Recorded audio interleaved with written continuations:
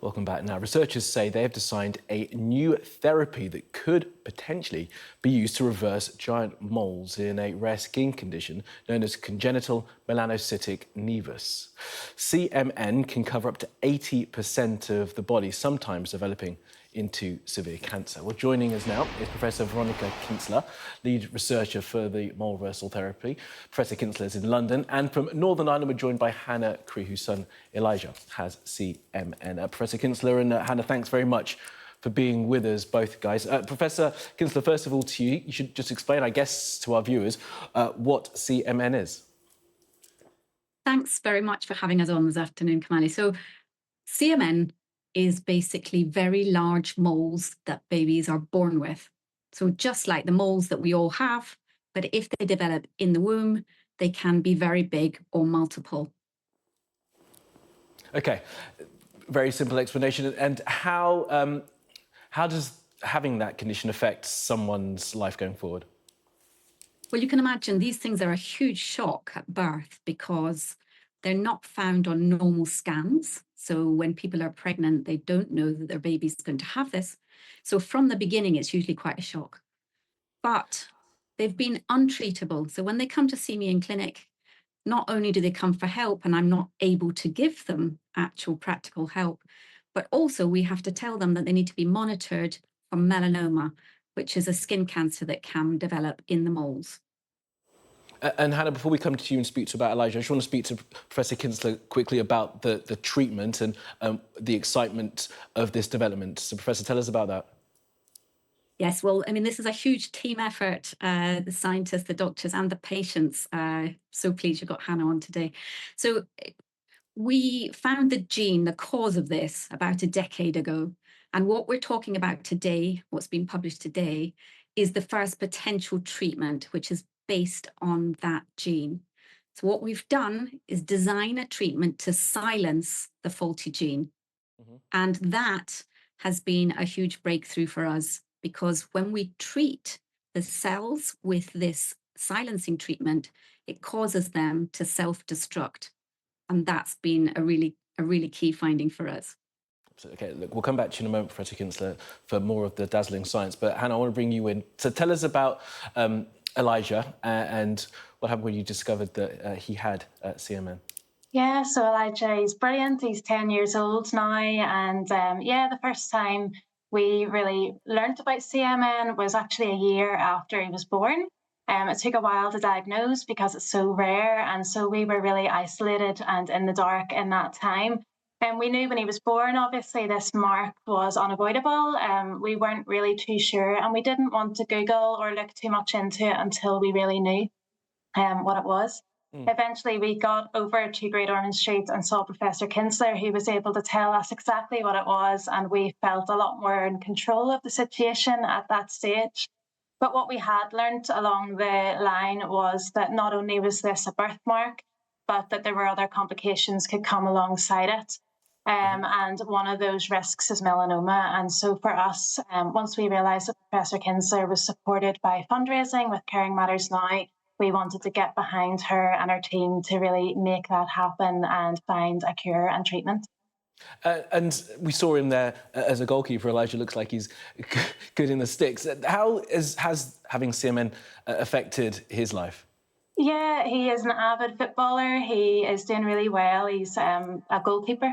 And it tends to, he actually doesn't feel like there's a lot that it changes about his life, but yet even today, I'm at school at lunchtime to put sun cream on because it's on his scalp. And I guess prescribed shampoos and things like that. His head would cut very easy and all those things we can manage. But then last year we did have a melanoma scare. And over here in Northern Ireland, nobody felt confident enough to make a call on what it was, the new change that had happened on Elijah's CMN. And so we were red flagged over to Great Ormond Street to Professor Kinzler's team. And for us, fortunately, it was a scare and false alarm. I guess for us, it just made true even more that we really need to find a treatment. And so this news today is incredible. Just give us your thought then on this treatment and the potential that it could have. Yeah, I think, we're just one of many families affected by CMN, and you always have that looming fear of the future or something changing and developing. And I guess this treatment gives hope. It gives hope that maybe we won't have to always worry about that changes on the CMN don't always have to bring fear of the future. I guess melanoma is one of the risks linked to CMN, but some people do experience neurological complications and medical complexities too. And so the hope would be that this will really help a lot of children and adults Yeah. affected by CMN and give an answer. Absolutely. All right, Hannah, thank you for that. Professor Kinsler, look, I've seen from the notes that this is caused by genetic mutations. Is it something that doctors can start screening for, or should it be screened for? Is it too rare for that? Yeah, that's a really good question. You can't screen for it, even if it wasn't rare. It's just not visible easily, and you actually only have the genetic change in the skin. It's not in the blood, for example. It's not in the rest of the baby. So can't be screened for. But what you can do with this treatment, hopefully, what we're hoping is that in about 2 years' time, we'll get this into clinical trial, and it will then be usable as a treatment after birth. So it's not that it needs to be screened for or screened away for, but it could be treatable even if you're born with a really big one. And Professor Kinsler, it says in the notes as well that it would be used to reverse moles. Just talk us through that idea of reversing a mole so they'll decrease in size. Is that right? Well, we hope disappearance is what we're aiming for. And the reason we think it's feasible is because, as I mentioned with that silencing therapy, it made the mole cells self-destruct. So we think that if we can get this treatment into people properly, as we hope to be able to do in the next couple of years, that would actually cause the mole gradually to self-destruct and disappear.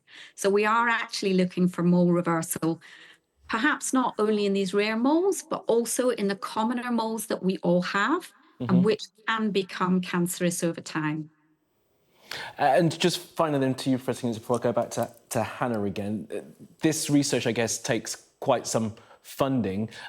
What kind of support are you getting to make sure you can continue trying to help families like Hannah's?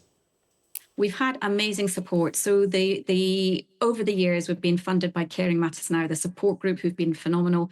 This last part of the project has been funded by the National Institute of Health Research, who've really done a fantastic job supporting us with this, but also funding from LifeArc and from the Crick Institute, where I am today. OK, Professor Kinsler, thank you for that. And Hannah, just finally, I want to ask really Elijah how he feels about all of this now today. Have you told him this news?